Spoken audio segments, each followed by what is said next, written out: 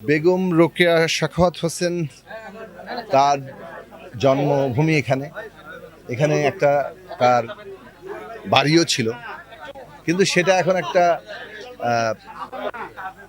মানে ধ্বংসপ্রাপ্ত হয়ে গেছে। বর্তমান সরকারের তার নির্বাচনী ইশতেহারের 5টি স্তম্ভ আছে।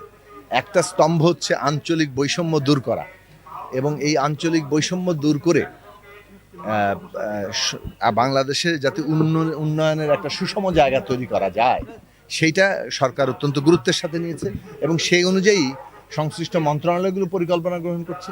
পরিকল্পনা মন্ত্রণালয়ও এই পরিকল্পনার সমন্বয়ের যে কাজ, সেখানে এই বিষয়টি, এই স্তম্ভটাকে আঞ্চলিক বৈষম্য দূর করে সুষম উন্নয়নের জায়গাটি অত্যন্ত গুরুত্বের সাথে বিবেচনা করছে। বেগম রোকেয়া সাখাওয়াত হোসেন, তার জন্মভূমি এখানে। এখানে একটা তার বাড়িও ছিল, কিন্তু সেটা এখন একটা ধ্বংসপ্রাপ্ত হয়ে গেছে, এবং সেইটা রক্ষা করার যে প্রয়োজনীয়তা, সেটা আমাদের দেশে সরকারগুলো যেভাবে আগে গ্রহণ করা দরকার ছিল, সেটা তারা গ্রহণ করে নাই। এটা প্রত্নতাত্ত্বিক নিদর্শন হিসেবে এটার গুরুত্ব যেভাবে ছিল, সেইটাকে আসলে এটা দুঃখজনক যে এই জিনিসটা আমরা রক্ষা করতে পারিনি।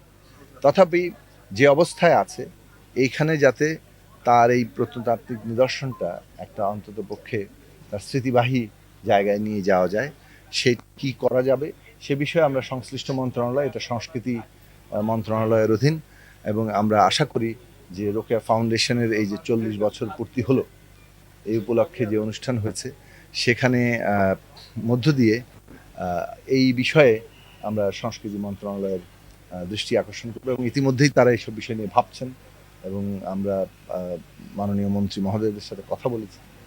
সেগুলো আলাপ আলোচনা তারা করছেন।